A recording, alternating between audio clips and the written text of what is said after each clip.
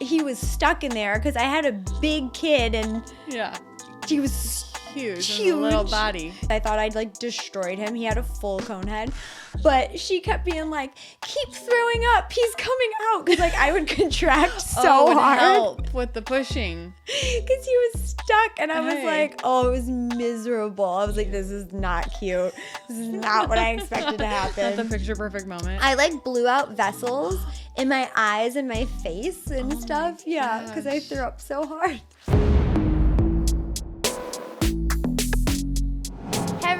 Welcome to another episode of Certified Oversharer. I'm your host, Samantha Busch, and today I have one of my best friends for over 10 years with me. Her name is Trish. She and her husband, Julian, have been our longtime couple friends, and we're basically family at this point.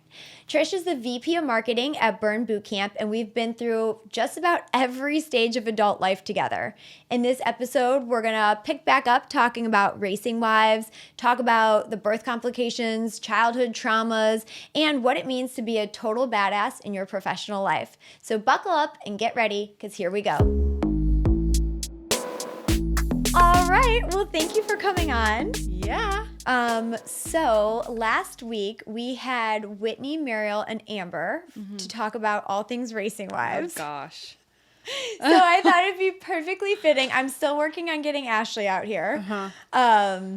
She's just traveling a ton and everything, and so she's going to come. But I know that your experience on the show was also like vastly different. Yeah. So let's just jump into it. What a time to be alive.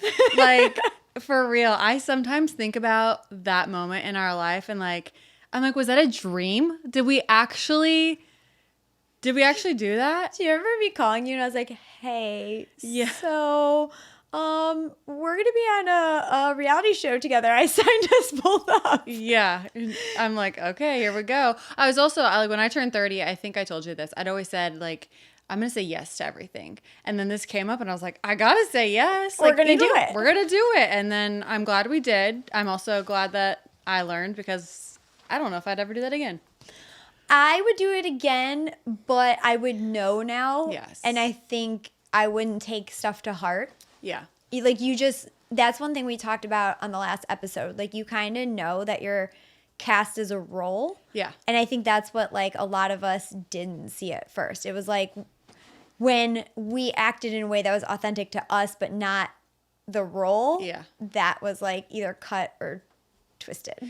That, and then also, I just remember us having to have, like, a conversation with each other about, like, what's real and what's not. Because we knew it was fake, but, like, then you start to live in this fake world and you're like, what the is happening? Like, is this real? Does she actually not, did she actually say that about me? Like, yeah, what was that? So Amber and I had that discussion too, because there was a part where they told her to sit. They told me she wasn't sitting. She was signing autographs. Kyle was, like, authentically mad about it. And so then they were like, go in and, like, tell her you're mad. And I was mad at first, but, like, not that mad. And they were like, be real mad. And then I went in and I thought it was kind of like the dinner scene where, like, Whitney was like, yeah, go ahead, say this. And so I thought Amber was like, yeah, go ahead, say this. So I went in there and I was like, what are you doing? Da, da, da. And then she started crying and I was like, wow, she's a really good actress. And then she, like, took her mic off at the end and I was like, oh boy. So there was so much going on. What was our drama? There was drama. There was, I think it was more of in the interview stuff with us, because we would do our interviews separately. Like I don't know what the official name of those interviews were, and I remember the producers would, like, obviously ask us questions. And I remember them asking me, I don't remember the exact question, but I remember them saying, like, Samantha said this in her interview, and, like, how do you feel about that? And I'm like, what? What did she say? Like, and then I remember like calling Julian afterwards and being like, I don't know if she actually really said that. And then I think afterwards he's like, I think you just need to ask her if she's, and it was like this whole thing of like, did she really say it? Did she not say it? So it gave me definitely a different perspective on reality shows. For sure. Like, I now have a really hard time watching them because of how I know the behind the scenes goes. I will say I do too. The shows that are similar to that. Now I will say, like, I feel like Love Island, like that is. Do you ever watch that? No, I know you've talked to me about this. Oh, everyone watches it. It is so, because it's so mindless, Yeah. and it's such a train wreck that you can't look away. But I very much feel that it is 100% real. And then I've started watching like remember the old Project Runways? Yeah. Like before, and I was like, well, these are real because this was before reality. Before they knew better. Yeah. So I like watched those. Yeah. What was like your favorite part of the show? I think for me it was like getting to go on the trips. I think I had fun going to Chicago. Yeah. Like, I actually had the best time with your family. Oh, yeah. Because I would have never been able to go to your family's like house if it wasn't you went to Darda's. Yes, and I freaking could have like just stayed there for the whole weekend. That was fun. So, oh, and her real name's not Darda for everyone listening. It's Carla. We couldn't pronounce it when we were younger. That's her official name now. That and Ashley's house was really fun in Virginia. Yeah. Oh, that was beautiful. Yeah. That was really fun. That was cool. Also, another thing I would have never been able to do. So it's like those things I really have good memories of. What was your least favorite part of the show? My least favorite part was probably feeling like I was like less than. I think like I knew going on, like obviously my role was your friend, but then also my husband was in racing, so I played a role, but they really like to play up the fact that like I wasn't invited to things and I didn't get to, and sure, like that's the reality of not being like a driver's wife, but that was like the whole show. But then I was like, but like what, I mean, there's other people on the show that aren't wives of drivers. Right. Like I'm not different than them. So then I started to, kind of get in my own head about that.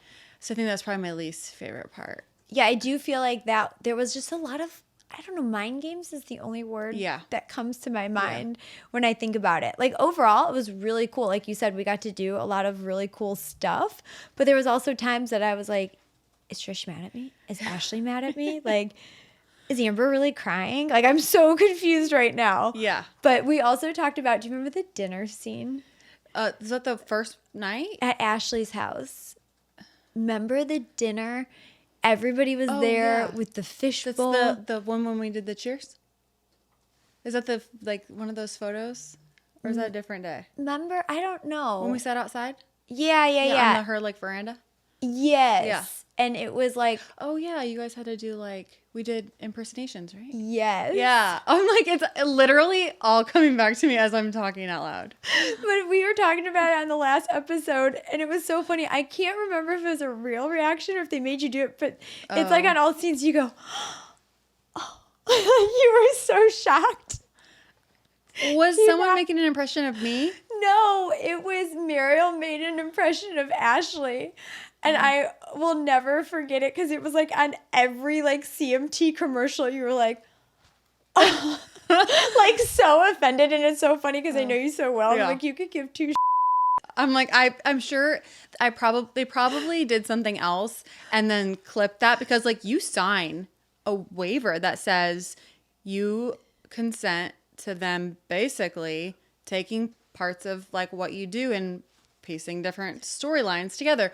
So I'm sure I reacted that way on something else, and then they made it seem like I cared about whatever that was. And like you said, I probably could have cared less. I get it though. I mean, when you think about the reality shows that you love, I want the drama. So I think that was one thing none of us were prepared for. We all wanted the drama, but we didn't want to be the drama. No, 100%. And I mean, shout out to the producers because they did their job. Yeah. They were really good. Yes, I was going to say it was hard sometimes to be us, and that was one thing on the last episode we talked about because we didn't know. But at the end of the day, when you're a reality show producer, that is your job to create the chaos, especially when you have a group of girls that don't naturally have that chaos. Right. You know what I mean? We're not mean girls. Right. Yeah. Right. Now, looking at it, I was like, oh, they should have just told us our roles, been like, if you girls want a season 2, True. Actually tell us to be actors rather than creating this weird false sense of reality, and then we're like, are we actors? Are we real? What's happening? Is this actually me? So no, I agree. We could have shown up better for them. Did you ever feel like they were trying to get an emotional reaction out of you on purpose?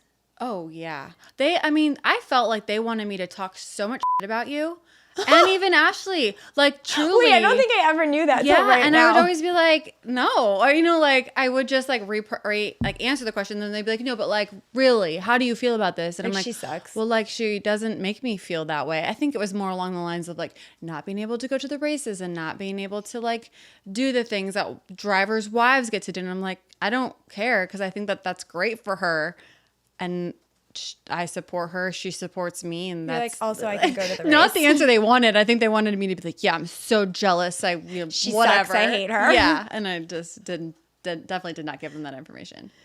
I mean, it would have been great though. Yeah. Well, it's funny because part of the, I was like bought into it thinking I knew I was going to be like a support role, but like I didn't think how maybe like left out I would end up feeling. And I remember being there on the shoot day, and you guys were all doing the intros, and you guys are all wearing the red dresses, and that's why I had to do a little nod to the red dress and my red jacket today, because I kind of knew we were going to be talking about this Racing Wives throwback. And I was like, oh yeah, I was just the one on the outside just like watching you guys. And again, that's fair, it was stronger storylines, but I was a little bit like, I want to be in a red dress. Yeah, you're like, I want to. Well, I think it was too because Mariel is married to Paul, who's on the pit crew, and Julian is an engineer. Yeah. So it was like, why one but not the other? Yeah. Yes. And yes. I'm sure they probably did that a little bit on purpose and probably had me there on purpose. So probably they knew I was going to feel that way. Like, who wouldn't? Right. In that situation.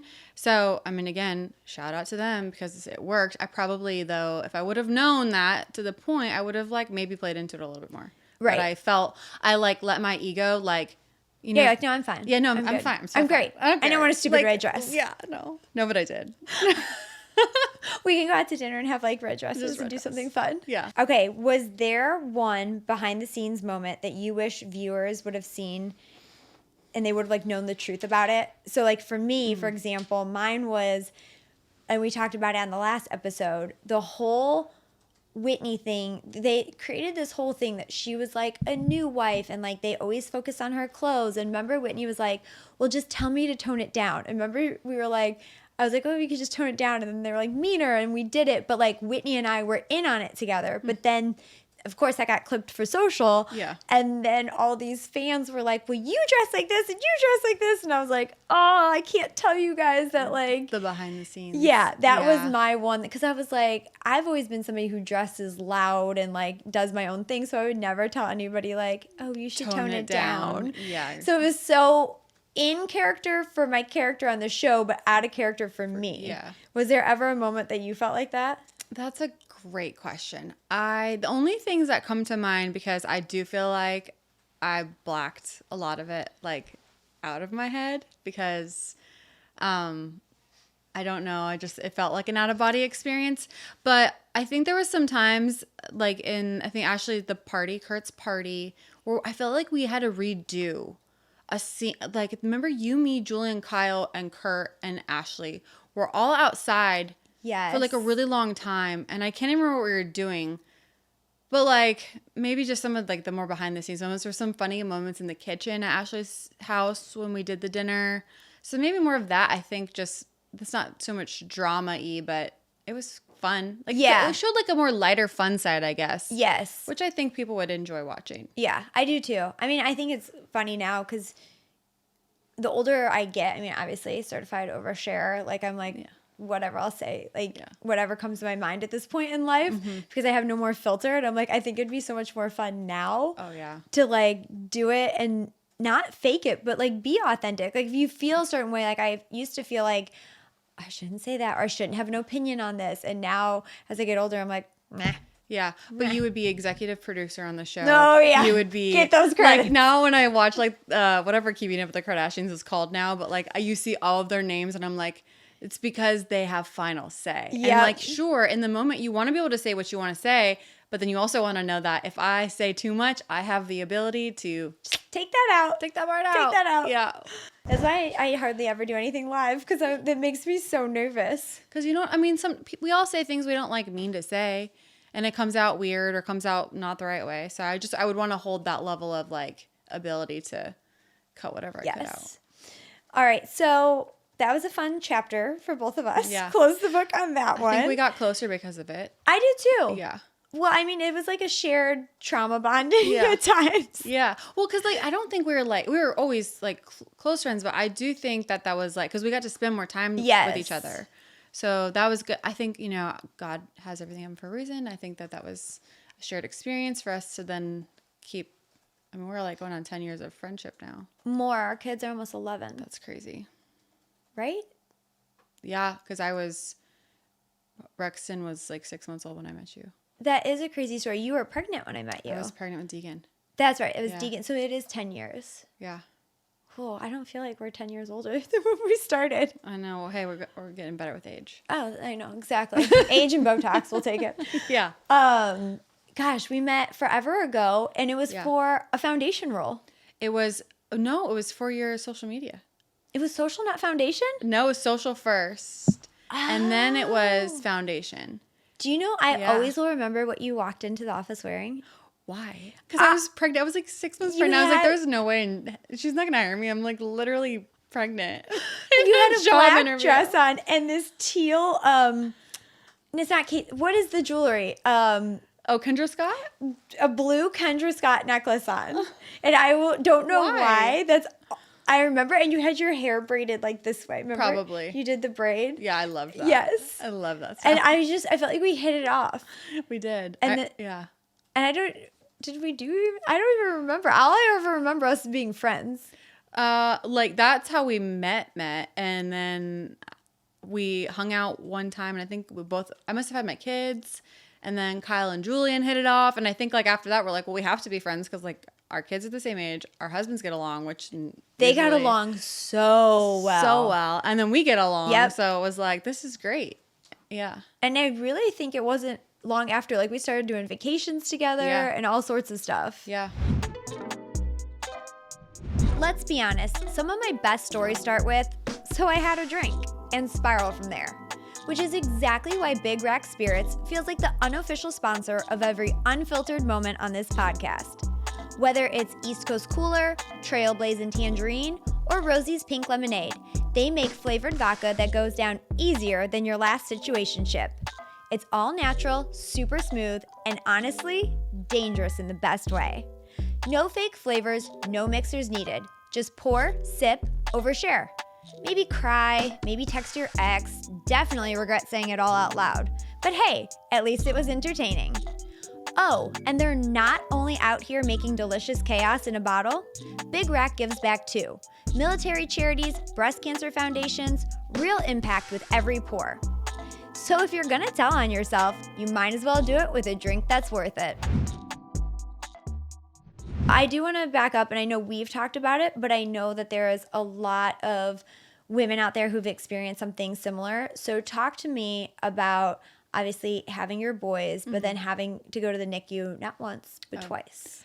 Yeah, I mean, thankfully my third didn't have to go to NICU, so I had that experience.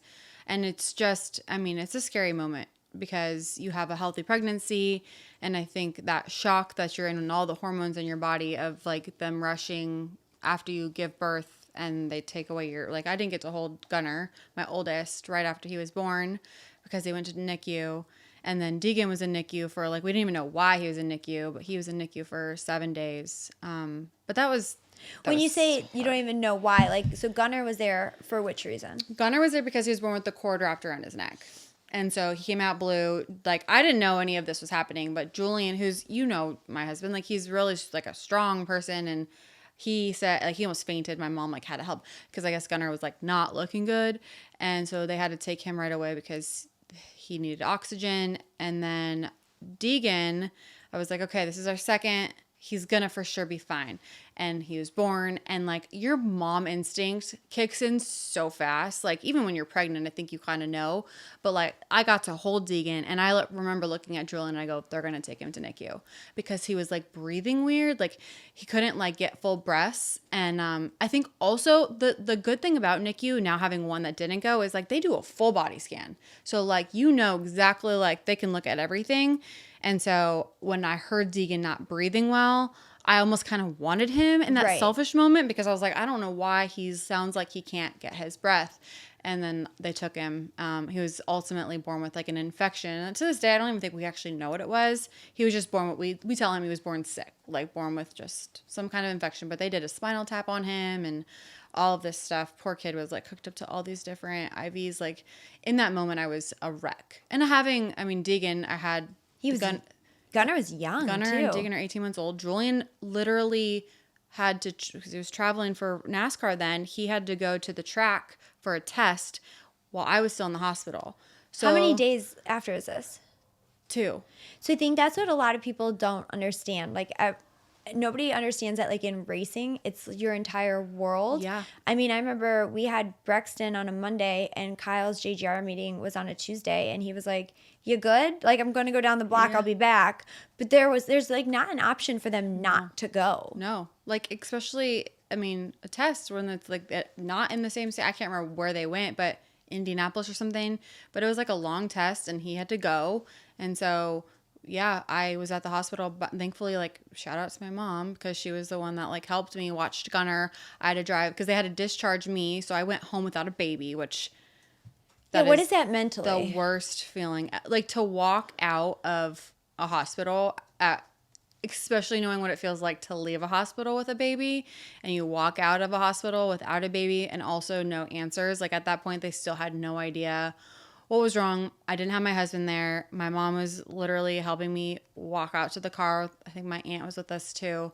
And I think I was in a state of almost like shock. And then I like went into all the stages of emotion after that. But that's a moment I'll never forget. And I think about people to this day. If I know that their kid's in NICU and they have to leave, I like say a little prayer of like, and that'll make me emotional thinking about like, their feelings, because I'm like one of those people that I feel other people's feelings hardcore, and it gets to me because it's like it just sucks.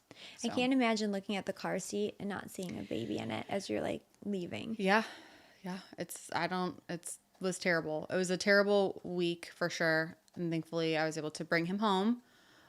Weren't you dealing with some health issues too at the same time with Deegan?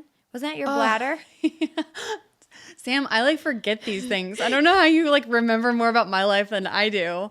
But yeah, no, I couldn't pee. This is a God thing. So I was supposed to get discharged after day 2. But since I couldn't pee on command, literally on command, I like stood out of the bed one time and like pee just came out of me. And they're like, did you not know that you had to pee? And I was like, no, I didn't.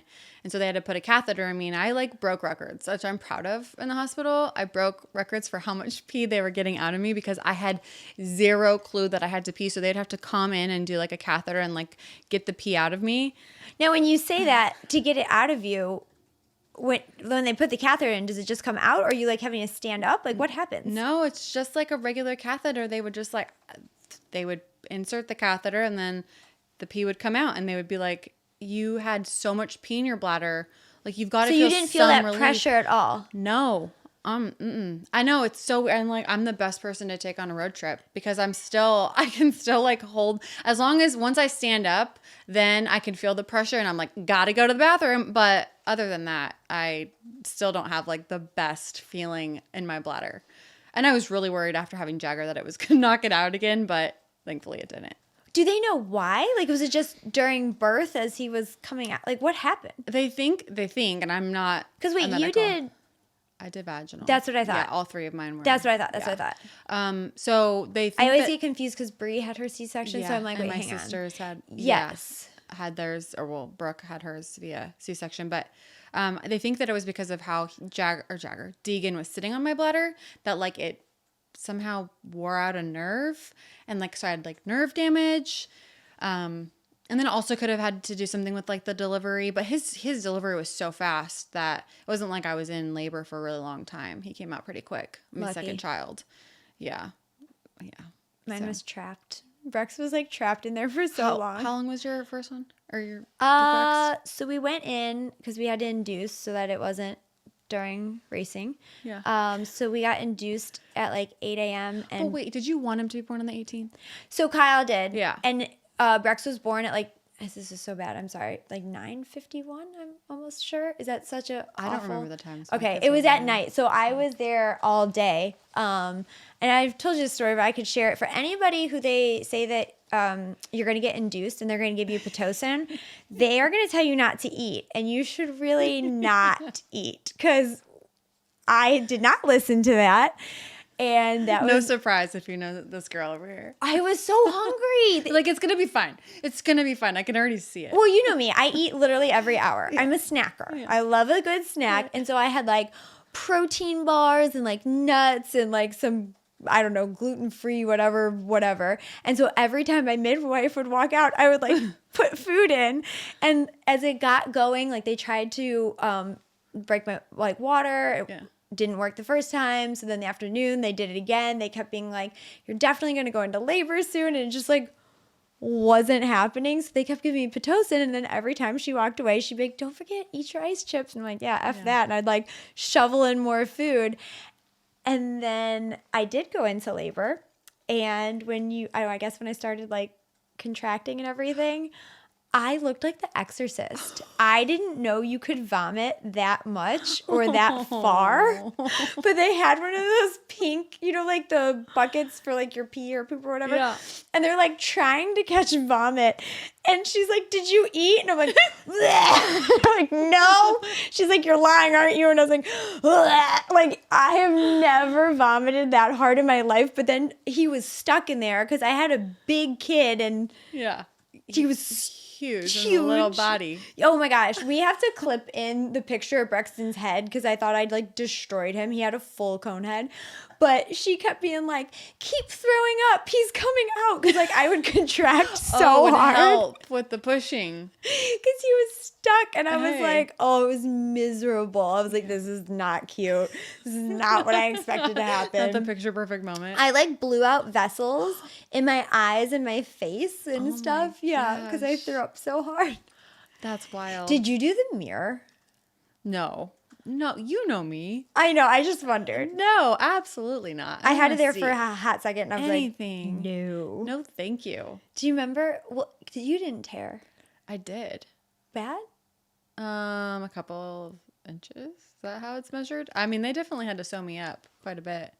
Yeah, on Gunner, and then it retore with Deegan, but then it didn't with That's Jagger. The one I remember. Yeah. I tore so bad. Do you remember? So, do you remember it's on a 4 scale? Braxton he's a big kid. He was a big kid. Yeah. Remember they told me he's going to be 5 pounds, and then he like unraveled, and I just remember everybody in the room goes, huh, didn't see that coming. And then my mom started crying. Did I ever tell you this story? I don't think so. Why'd she cry? Okay, so we like do the whole thing, and they have, you know, like you do the moment, you're holding him and all that, the whole thing, and like then they take him to like clean him off and stuff. And my mom, being, you know, my mom, she was like, oh dear God, what happened down there? And I was like, oh my God. What happened? What are you talking about? She goes, it looks like it's filleted. And I was like, Mom, what? And she was like, it's not good. And I was like, what happened? And she was like, I don't know. And like this team of people comes in, and now I'm like, I like can't sit up because your abs are done. So I'm like, what's going on down here? I need some answers. This team walks in and they're like, hey, so just so you know, no big deal. You tore a 4. And I was like, out of 10. Excellent. And she was like, out of 4. And I was like, ma'am, what does that mean? And she goes, well, you know how there's a hole for your vagina and then your butt? And they're separated? They're no longer separated. And I was like, what? What do you mean? Just gone. And I was like, and so they come in, and it was like, I felt like I was on Project Runway. Like we were just sewing and sewing and sewing. And so I'm like, are you going to make it pretty? Like, is it going to heal? Like, can you make it tighter? Like, what are we doing down here? And they sewed for forever. And my mom, you know, she's a nurse for 30 years, and she was watching, but her reaction, I was like, Mom. And she was like, it's really bad. And I was like, love the honesty, appreciate it. And even just the other day she was talking, she's like, that is an image I will never forget. And I was like, I can honestly feel like I can see your mom throughout that whole entire scene that you just described doing all of those things. Yeah, because she was a nurse, so she's so blunt. But I'm like, it's my vagina, so like that I cannot see, right? And I have no control over what's happening at this moment. And to this day, I'm like, how did they? I put that like that's a big. That's a big area. That's an area. Yeah. Do you ever still feel like you have complications, minus you being a great road trip person? No, I mean, just other than like, I do know that if I have to tell, like if I'm like sitting at work, for example, I have a desk job and I like work behind a desk and they'll be like, I'll go like 4 hours and I'll be like, you know what? I think a normal person probably would have had to pee at this point. I should probably go. Maybe I should stand up and see what happens. And I'm like, yep, gotta go. So yeah, I guess in that sense, I just have to remind myself that I probably should go to the bathroom, but I don't know. I've never heard anyone else have this problem. Never heard that. It's always the opposite. So like normally after you have a kid, you can't hold your pee in. Like, I mean, yeah. So obviously we work out a lot and I jump rope and I always pee when I jump rope. So that's still a thing for me, the leakage. But then on top of that, I still can't feel that I have to pee. So it's like I have you're peeing, you're not sure. I have both problems happening, I guess. So I don't know. Hopefully I'm like not one of one and it's just... Well, maybe people listening will like comment and be like, no, me too. Yeah. Hey, me too. I hope so. I hope there's someone out there that can join me in this. I can't do yoga and I can't jump rope. Like, I know that they sewed that back up together, rightly so, but like how you can't feel your pee. Yeah. Sometimes if I have to fart, I don't know what's coming. Oh, really? Don't know it. Sometimes. Only sometimes. I can't go to yoga. Do you think they got like a nerve when they were like sewing it back up? Something happened down there. Oh my God. To this day. Yeah. So I'm like. You just fart? Well, not like all it the just time. Comes out? But like if I'm like doing yoga or something, like there's no... What if you're like getting a massage, like in those quiet moments? No, I haven't done that yet. Thank gosh. Thank gosh. But I also have 2 kids and 2 dogs. So like also if I ever do at home, I'm like, oh, Lennox. Yeah, wasn't me. Piper. Blame the dog. Know. It's really hard to be a woman. Oh yeah, 100%. Like, I'm like, we were just talking about this the other day with some people at work, and I'm like, boy, guys just don't even know the mental task. I think like my husband's great, but like all the things, the simple even things of I take my kids to school in the morning. It's like my favorite thing, but I also sometimes hate it. Like if I'm gonna be honest with you, there's a lot of pieces that go into the morning. It's a 45-minute experience, and if they're like rambunctious, and sometimes I like have to go straight into a meeting at work, so it's like got to pull myself together really fast. And the other morning I like begged Julian to take them to school because I had to prepare for like an all-day meeting, and I was like, dang, this is so nice that guys just get to like go and like do whenever they want, and yet we have to deal with like not being able to pee, our vagina ripping from hole to hole, and then like wearing 14 hats at one time. Well, I think too, I saw something that said, and this hit home, I don't not want to spend time with my kids. I want to spend time with my kids like a dad, where I wasn't the one who had to plan the event, get them dressed, do their hair, make sure they went to the bathroom, get the snacks, get the water cups, get this. Like by the time you get anywhere, you're like, huh. Yeah. And dad's just like, get in the car. Just get in the car. That is my biggest pet peeve when I am like wrangling the kids and like getting all their crap together, and Kyle's already in the car, and I'm like, get your ass out of the car now. And then if he's like, Julian, like, what took you so long? I'm like, what? Yeah. What do you mean? What took me so long? Well, I can name 75 things. Yeah. Oh yeah. We always talk about that because like Kyle and Brex are hunting right now, and they did all that, but I'm like, who packed your bags? Yeah. Who's gonna do your laundry? Who's gonna do this? I'm like, I want to go. I want them to be like, here, go do this, and we'll do all the like the not fun stuff. Yeah. I don't know what that would be like, but love them to pieces. But yes, 100%. Yeah. All right. Now that we did talk about our babies, there was one time in our decade of friendship that I think you kept something from me because you were trying not to hurt my feelings. Oh. Mm-hmm. So I obviously struggled so hard to get pregnant. Yeah. And then you were pregnant with Deegan. Mm-hmm. No. Jagger. Yeah. I think I was like already 20 weeks pregnant by the time I told you. Because I remember Julian being like, Trisha, you are showing. Like, you have to tell her. Because I think I like canceled some dinners. Because I was like, I can't tell her. Because I don't know, but I know enough for how hard it was on you. Because like that whole experience, I like had to ask you so many questions. I think I even got to the point where I was like, Sam, I don't even know what I'm supposed to ask you. I don't know what I'm supposed to say, because all I felt like saying was, I'm sorry, but like that didn't feel appropriate. And then all of that, and to be there with you and to know, you know, how you were feeling after you experienced your miscarriages, to then be pregnant on accident, by the way, like, was something that, like, I'm like, how do I tell my best friend that, whoops, we just got pregnant and like, you're going through all the struggle. So I couldn't tell you. I was like, I don't know when I'm going to do it. And I think finally one day Julian's like, you need to pick up the phone right now and you just need to call her and tell her. And I really want to talk about this because I think there's so many friends going through this. I think there's so many siblings going through this. And I actually appreciated so much when you said, like, I don't know what to say. Yeah. And, like, I'm just here for you. And I think that that's really all that somebody who's, like, struggling with infertility wants. Mm-hmm. Because the thing is, I try to tell people there isn't like a one size fits all. And like by day or by hour, it changes, right? And so like sometimes we would go for a walk, or like sometimes it would be like, let's go out to dinner, or sometimes it'd be like, I love you so much, I don't want to see anybody right now. Yeah. But I think you like always checked in, and you always were just like, I don't know what you need, but like, I'm here if you need it. Yeah. But I do remember that phone call because I was like, no, I'm so happy for you. Yeah. I was like, I can be happy for you, jealous of you, all at the same time. And not jealous in a bad way. No. You know what I mean? But jealous in like, I want that. Yeah. Like I tell everybody that. I was like, I say jealous, like just jealous of like, man, I want to be pregnant, but not like, oh, I hate her because she's pregnant. Yeah.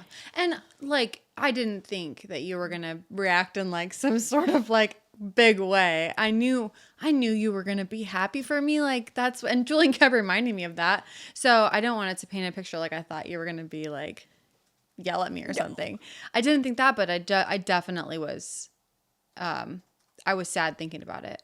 Well, it's always funny. So you and Brie are like my best friends, and you two get pregnant so easy. It was kind of almost like the running joke. Like, oh, well. But I mean, I think that's awesome. Like, I guess I always look at it for people who get pregnant naturally, or like you said, like it was an accident. Like, what a blessing. Like, I don't ever want my friends to feel like I felt like, you know, like that sucked. Like it was lonely and depressing and just awful. And so it's like, I was happy for you guys because I think, you know, Brie felt in a similar way. Like she had Dax too. And she was like, I didn't really know how you felt. And I was like, I'm always happy for you guys. Like I definitely want to have that as well. But I'm like, oh, thank gosh, like they don't have to go through all of that. Yeah, I think it was a good moment for me to like learn after. Well, it was another moment that brought us closer because I just felt like I kept saying the same thing. And for me to just like pull down the covers and just be like, I don't know what to say to you.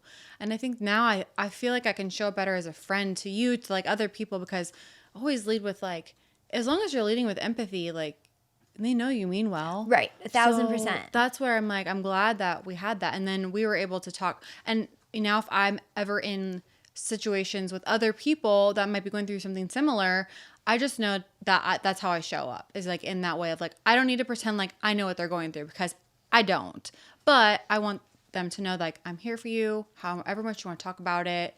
I'm a phone call, text, drive away. And I always think that that's the perfect way to respond, you know? And like, I definitely think like when I had my miscarriages, you know, because some people had a lot of things to say like, well, you know, the first one, you were only 6 weeks. And like, when people are like, you're only 6 weeks, like it just, I was like, but you don't understand. Like that was my baby. And like, there's so many what ifs and like futures and all the things you thought about. And so I always felt like when people said like only, I was like, but it doesn't matter to me. Like that, even when I had a failed cycle, like even when it never, I remember it never even took, it was like, but that was still my potential baby. You know what I mean? And so that was always really hard when people would like say that, or some people would just be like, oh, well, like it's God's plan. And I'm like, which is fine. Yeah. Like I get that, but like that's between me and him, not for you to like just be like, oh, you should be okay because. Yeah. Like I feel like a lot of people when they don't know what to say, which you never ever ever did, like they diminish what you went through because they're like, I don't really know what to say. So I'm just going to play it like it's not a big deal. Yeah. And it makes the other person feel 1,000 times worse. 100%. I think also, like, going back to Bundle of Joy, it's really interesting because what you just did, like, so we talk about everything that you went through for personal, and then all the things that not only while you were going through, I'm like hijacking your interview for a second, but like all the things that you were going through in the moment. And then you were also helping other people, like pouring your heart into other people that were in the same situation that you were in, and you were supporting them along the way when you needed support yourself. And I think I always thought through, and I think that, like, going back to, like, God always has a plan for everything, because I did get to work with Bundle of Joy, and I did get to see and, like, experience the stories and the outreach and see how much you did and you poured into them. And I remember you saying that, you know, this isn't fair because you're put in a position, like, you're blessed, like, you guys could afford to do this. It's so expensive, but, like, it's not fair just because of our situation that, like, we have and we can go through this, but there are people out there that can't.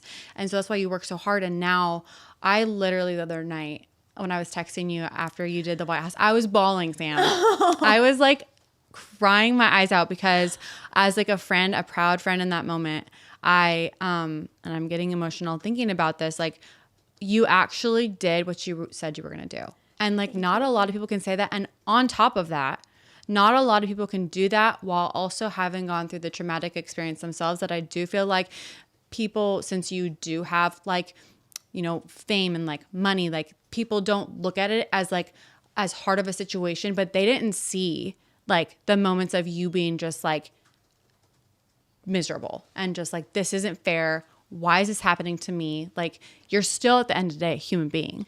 And I think that that's where I was just like, she stuck to her guns and she didn't stop fighting for other people because she knows how hard it is.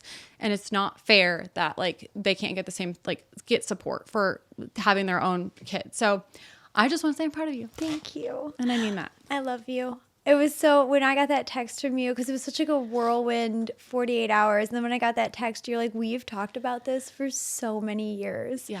Remember, I was always like, we're going to, like, get changes at a national level, or, like, how do we get to North Carolina? And then, like, just to see it happen, I'm like, you were in the freaking White House. You were with the president of the United States. Like, I'm like, she did the damn thing. Like, I was really standing there like, this is not real life. Like, this is just, like, I haven't completely wrapped my mind around it yet. And it was like, I talked about it in my episode. It was such an honor. But at the same time, I was like there, and you were right. Like, thinking about when I said it was like a 13-year journey to get there. And I'm like, there was some really dark moments. I think obviously the first miscarriage was hard because it was so unexpected. Yeah. And then the second one, when it was with the twins, like,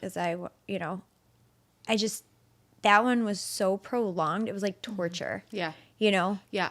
And they were giving you false hope. I remember you being like, there's a baby, and then, oh, there's two babies. And, like, I remember the story lines were changing all the time. And it did feel like and then it was gone. It was like 12-ish weeks, but that was hard. Like, the miscarriage the first time was hard, I think, because I miscarried naturally, and, like, seeing all the blood and feeling it and, like, being through that. But there's also the second one was just like, okay, it's delayed implantation. Okay, it's one baby. Okay, it's two babies. Okay, these numbers make sense. And then it was like they were just both gone. But, like, it was every 48 hours I was going for blood work. Every week I was going for an ultrasound.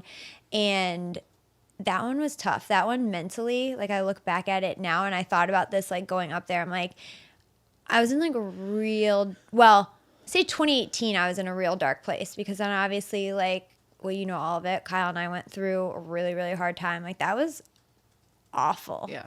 Like, that was really ugly. I don't know. The whole journey was ugly. So I'm glad that it ended in, like, a really bright spot, like, with two kids, and then now, like, succeeding with the coverage, because it was, I mean, I've talked about it before, but I still, like, I play with my hands when I get nervous. Like, that was a really, like, I don't ever want to feel that way. Yeah, like, it was the first time I've ever had a panic attack. Like, I just remember all those things. That was because you were going to an event too, right? Yeah, so the first miscarriage, we got the final confirmation as we were going to the red carpet for the Vegas award show, and I shut down and pretended it wasn't happening because everybody was congratulating us because we had brought everybody on the journey, and so everybody knew that we were pregnant. And so I just I was like, thank you, we're so excited, even though like I knew, and because I was like, well, now's not the time or the place, and I'm not gonna cry, like this just isn't it.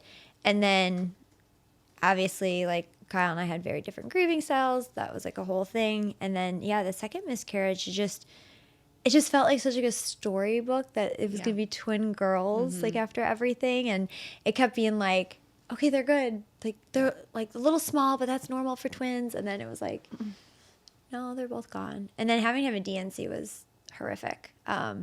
Not horrific in the fact of like you see anything or you feel anything, but it's just so they're there and then you wake up and they're gone. It's like, it's weird. Is it like I don't know how to say this in the right way. I'm not gonna say enjoyed because that's not the right word. Yeah, it was easier to process for me when I saw the experience, the blood, and I felt it and I knew it and I could grieve in that moment. Yeah, where I woke up from a DNC and I was like, oh, that's it. Yeah. And then that took me like a really long time mentally to figure out. It was just very different, very traumatic. Yes, very different traumas. Experiences. Yeah. So those were, glad that's all behind us. Yeah, same. And I just, like, you're a very strong person. Well, I love you and I appreciate you. Proud of you. Yeah. And I couldn't got through half of it without you. So, well, you could have, but I'm just thankful that God placed me to be your friend to be there for you. Well, now I want to talk about you, ma'am. Obviously, we're moms and we've talked about all that, but I know your childhood wasn't exactly the same as the childhood you've given your kids. Can you kind of walk me through that? Because I know I first found out your dad, who I've known as your dad, isn't your biological dad when we were in California together. You remember the time when you found that out? We were in the bathroom in California. Best memory. Oh my gosh. Your brother reached out to you. Oh. And I was like, oh, Chad? Because you were upset. And you're like, no, my other brother. And I was like, I'm sorry. I'm so confused. And remember, you had come with me because we were going on that doctor's show. Yeah. And you came, and Kyle and Brex were somewhere, and we were getting ready, and you told me in the bathroom, and I was like, how have I known you for this many years, and you never mentioned any of this? Yeah. You know what's so crazy is and I don't mean this disrespectfully, but I forget sometimes myself because I've had to like figure out a way to live in a world where my biological father isn't there, and like it's not like he passed away, like he's just not in my life. And I think for someone at 16, I stopped seeing him. I quickly tell the story of I was in a church play, and my parents were divorced. So when I was 2, my parents got divorced, and I would see my dad every other weekend, and everything was fine. My mom, they both got remarried. My mom, obviously, to my now dad, who I call dad, and I have 3 siblings with them. And then my biological father got married, and I have 2 brothers with his now ex-wife.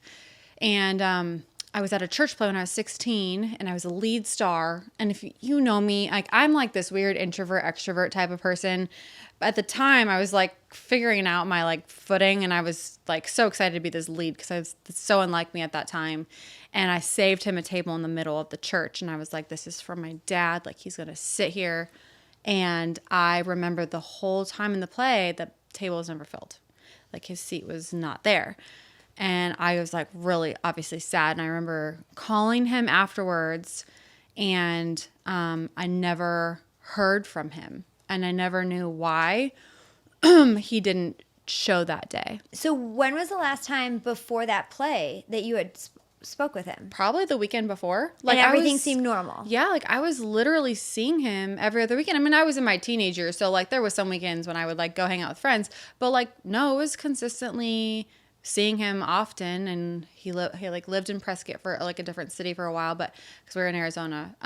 But yeah, no, there was no signs of.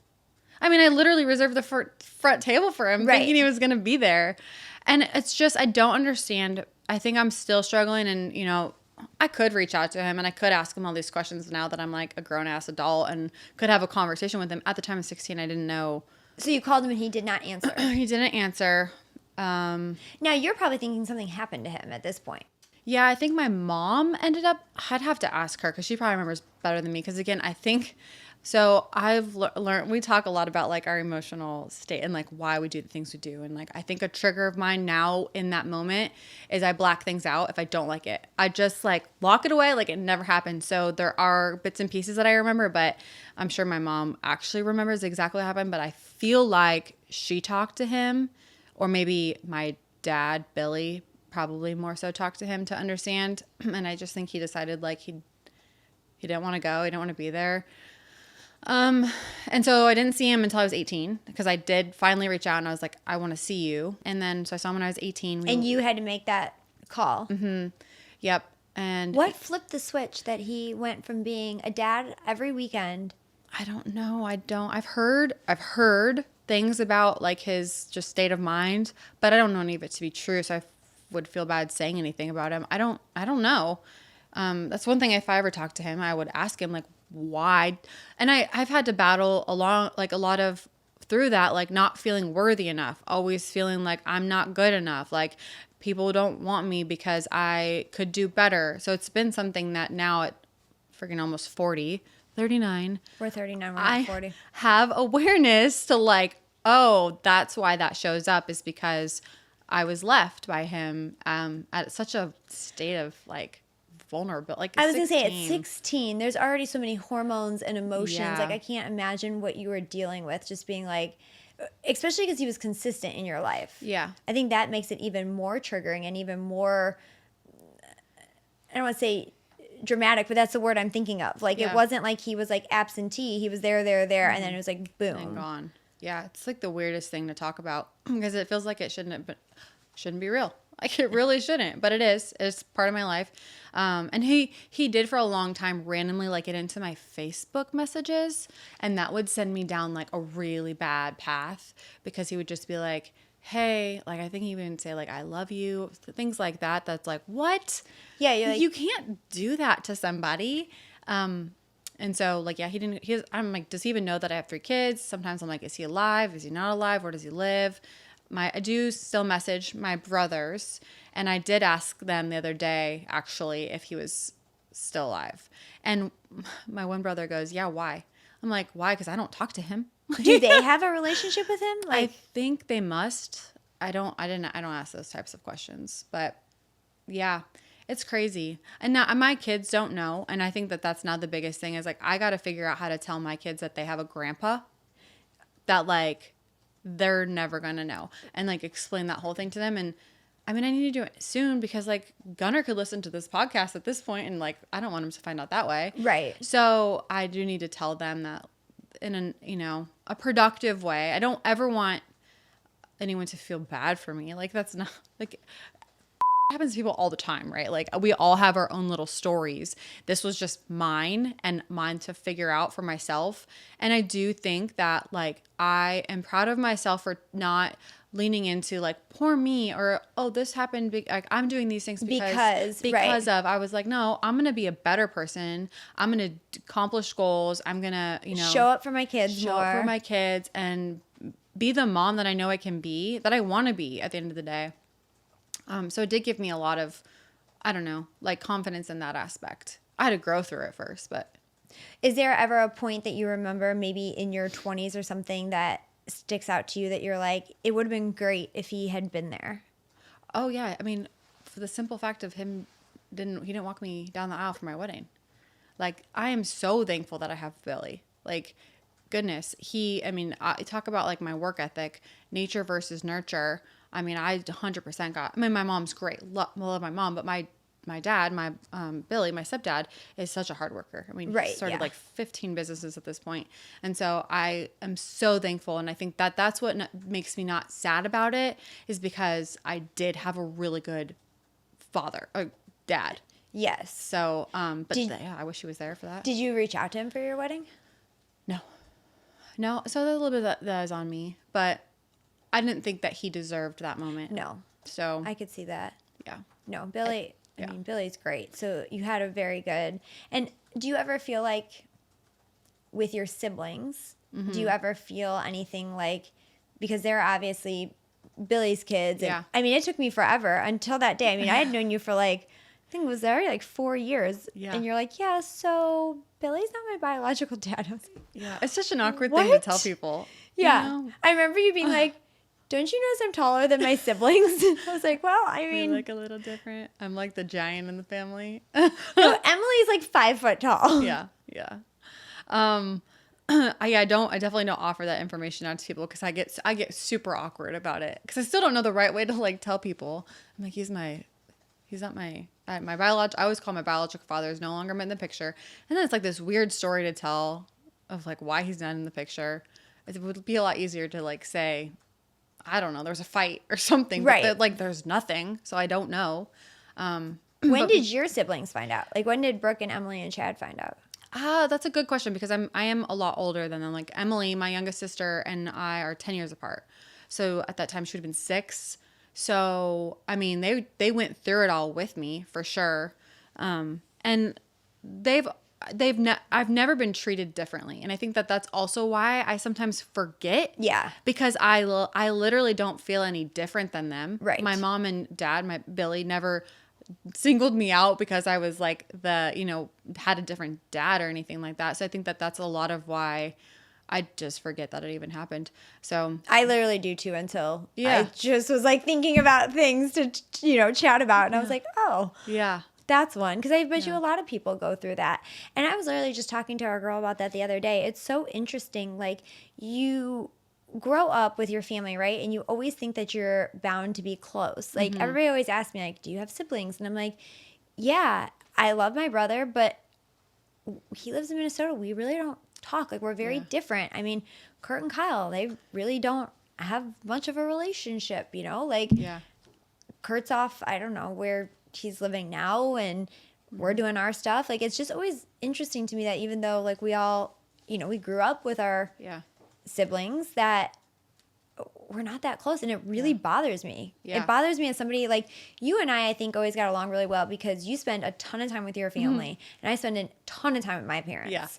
I mean, you live 5 minutes away from your parents. My parents live under a mile away from me. Like, it's just crazy to me that like there's parts of our family that we're not close with. No, I feel that because I mean, your family is they always have your back, and they're like your blood. But then also, like, I do feel guilty that I don't have a relationship with my brothers. Like, it bothers me when I do think about it. And I don't mean that to say I don't think about them, because I do think about them a lot. I think about them way more than I think about my dad. But like, I'm so close with my sisters. Right. And I have zero relationship with them, and they're having kids now, and I follow them on like social, and I'm like, dang, I'm like the worst aunt to them. So it does bother me in that aspect. I don't think you're the worst aunt. I mean, I just think that they weren't much a part of your life since 16, right? Yeah, no. And they're 10 years younger than me too, so they're just babies, basically. Right. Yeah. It's wild. Like, life is just, it's wild. I always think about that, though. And, like, I think about it with our kids. And I'm like, man, I hope when they grow up, they're close. I always joke with my kids, too. Like, Brexton said something. He's like, oh, yeah, Mom, like, if I'm off racing, I'm going to move here. And I was like, my ass will buy any house next door to you. Yeah. You better believe it. Well, and I think it comes from that. Like, it's your mom and your dad are so family oriented. Yeah. And they're like the most loving people, like supportive people. My mom, and like I told her this on her birthday this year, is like, we've never not felt love. Like, there's your parents are amazing. So much love, and that's what you exude to your kids.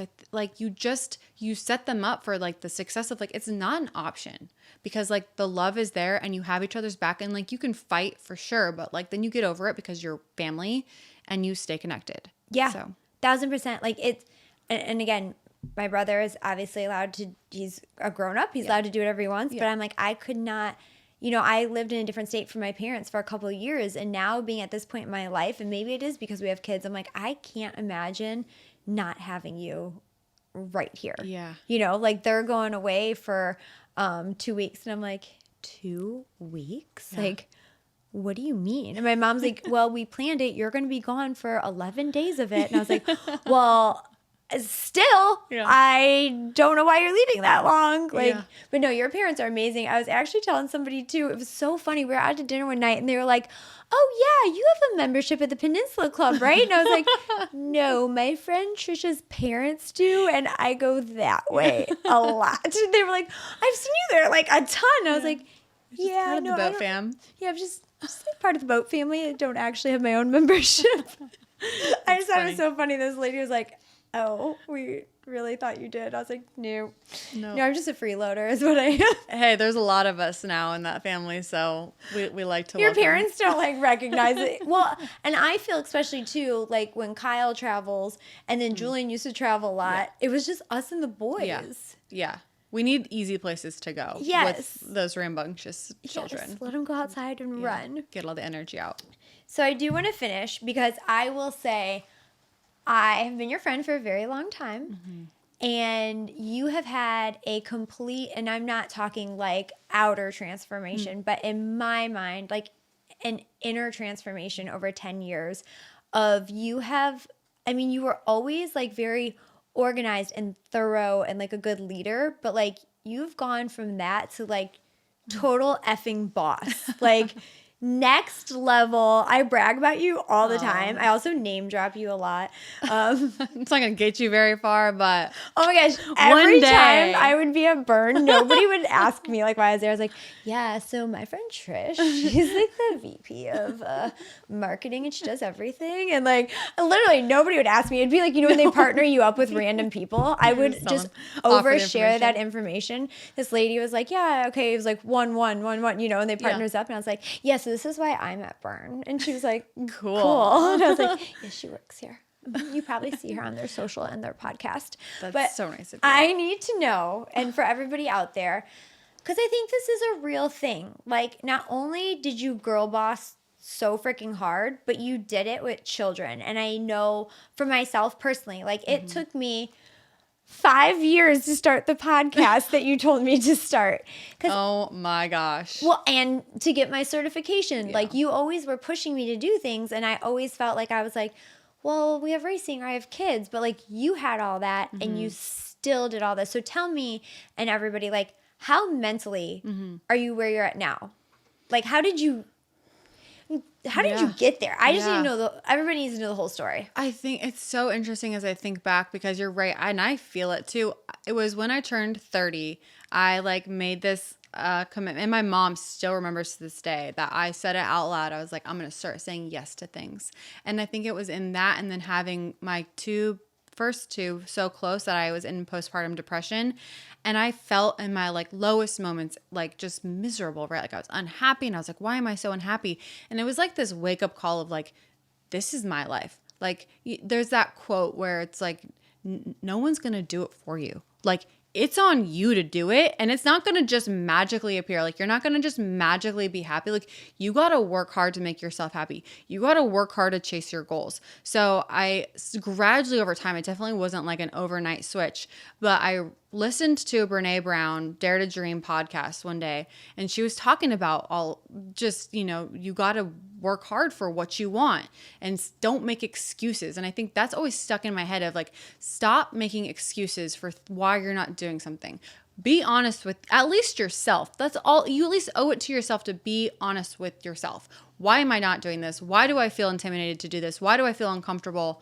You know, whatever it is, at least be honest with yourself and then decide what you want to go do from there. So having those hard conversations, going to the gym, I swear to God, like I think that that's one of the biggest things because you build so much confidence in like getting stronger and seeing my body transformation after having kids and being able to do things I hadn't been able to do since I was, an athlete when I was younger made me like crave to do more. And being friends also, like my mom told me this from like elementary school, you are who you surround yourself with. Very true. And I believe that. And that's one thing I tell my kids now to this day, because like I'm friends with you and you're girl bossing just as hard. And I was like, okay, if she's putting herself in uncomfortable positions, like I can do that too. So it's like giving yourself people that you can look up to and then not emulating them, but then do it in your own way, because we had two different career paths. Yes. We did two, but we've always pushed different each things. other. Yeah, but we're like, no, you can do, you can do that. Literally, the podcast is because of you.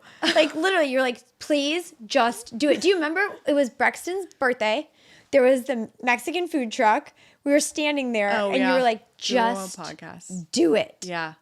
And you're like, and get your certification. And you remember that night being like, okay, I'm going to do it. Yeah. It took a hot minute, but I did it. But you did because you pushed, and you're right. It's if you hadn't kept pushing me, and I think that's where best friends know how to push, right? Yeah. Like, you were like, you can do it. And same for you. I was like, you can do it. And I don't think what people know is not only did you do everything you did with your kids, but your husband was on the road like nonstop. You were almost like single momming it a lot. Yeah. And I remember you first got, do you remember you would always call me when you were studying for your training? Yeah. What was it?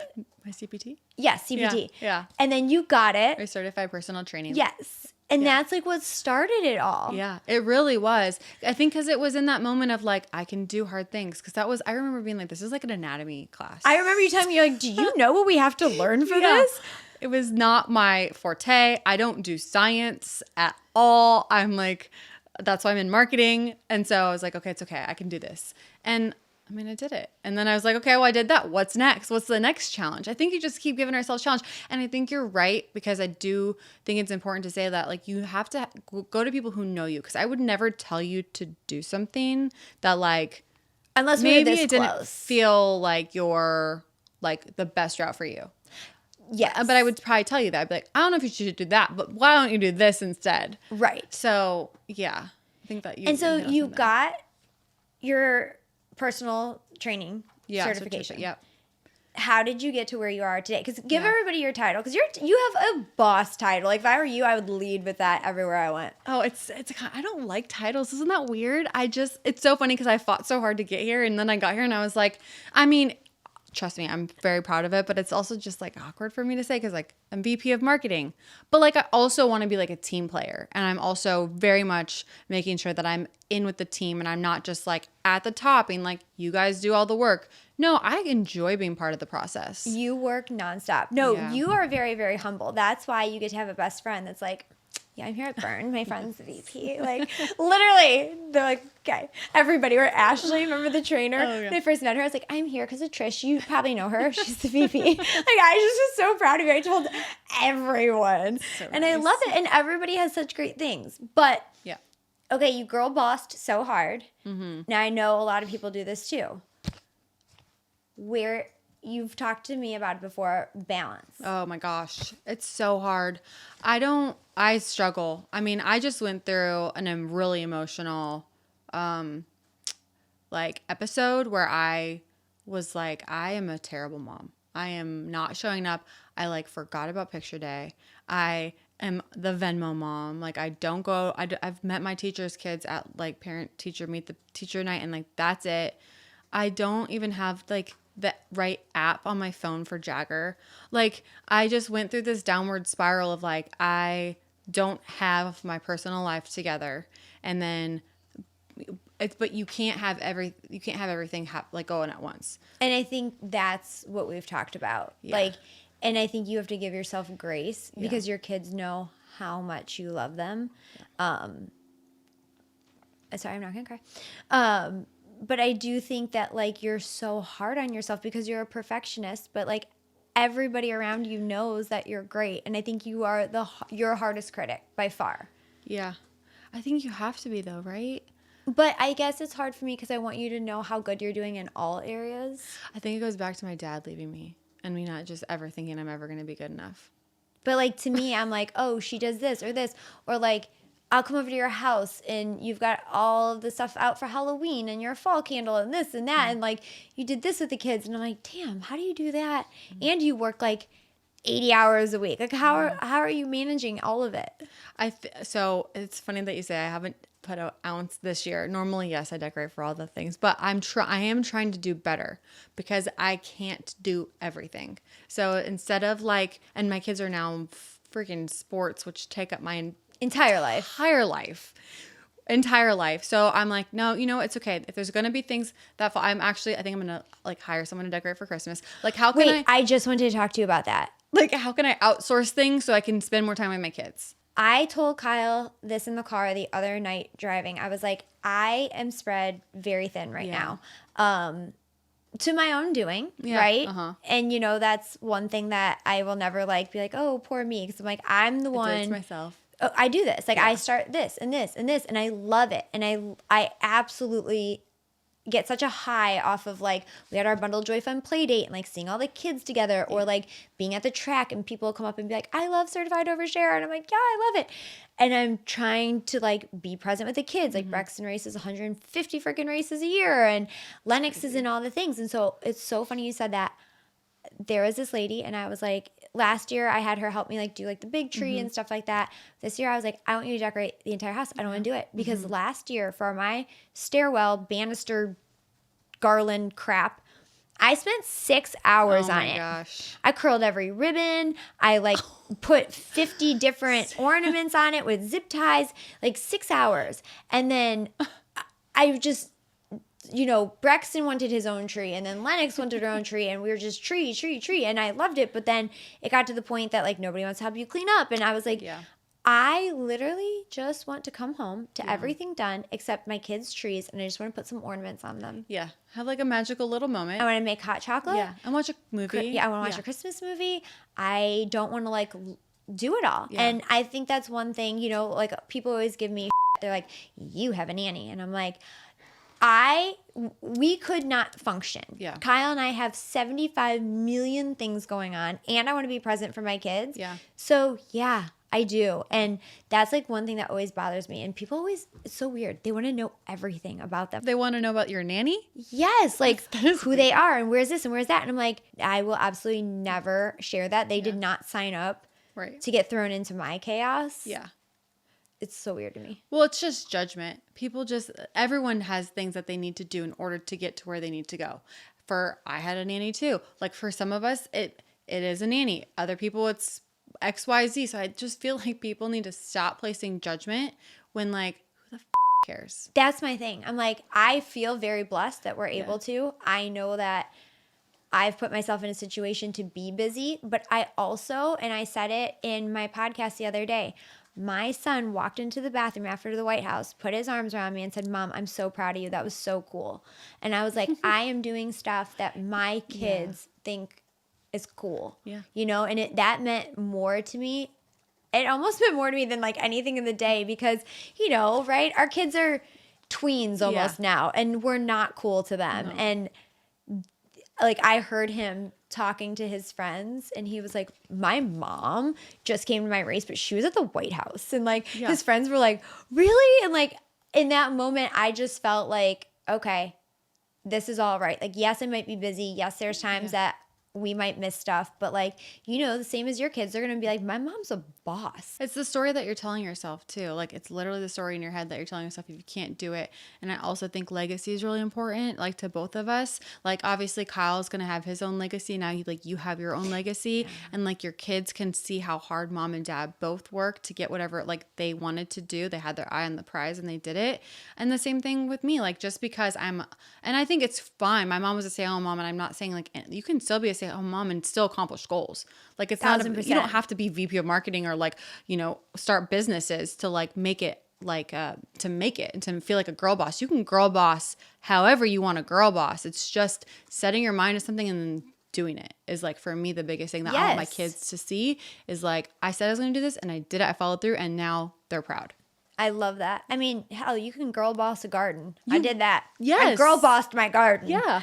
But I think like it is a frame of mind. And that's one thing I think, you know, I feel like I'm doing the same thing. Like I feel like I wake up every morning and it's like, okay, God, thank you for this, this, and this. But then at the end of the day, I used to go to bed and be like, I didn't do this, this, and this. And instead, I'm like, okay, this is my to-do list, but look at everything I've accomplished today. And I think we all, and this is one thing I want to talk to you about because you are not good at this. I'm going to call you out. Rest. Oh, I've gotten better, I think. I mean, I go to bed now at like 9:30. I mean, sometimes like you want to go to dinner. I'm like, I got to go to dinner at like 6. But remember you told me about your massage? Oh, yeah. I do have panic attacks because I need to be multitasking. I have to be very efficient with my time. If I'm awake, I'm going on a walk and I'm also answering emails. So that's one thing I'm going to work with you on, because that's one thing this year I've been trying to do. Like, okay, there's a million dishes in the sink. Ooh. Well, Lennox wants to braid her hair or play dolls. Like, I'm going to do that. I might stay up till 1 a.m. and get those dishes done later. Yeah. But like, I'm trying to tell myself, like, be present. And I think you and I have talked about that. Like, be present, but then also like take time for yourself. Yeah. Well, thank you for coming on. I can't wait to continue this conversation at dinner in 10 minutes. I know. Thank you for having me. This is so fun. Of course. I love you. I appreciate you. And I'm so proud of you. I'm proud of you. Thanks everyone for tuning in today. I hope you enjoyed the episode. If you're new here, we drop a new episode every Tuesday, so be sure to find us wherever you listen to your podcasts and come hang out with us on social. You can find us at Cert Oversharer on Instagram, TikTok, Facebook, X. Come hang out in the comment section. It's always a good time. And also, if you want to basically see all the fabulous outfits that myself and our guests are wearing, you've got to go on YouTube, like, subscribe, and comment. Thanks again, guys.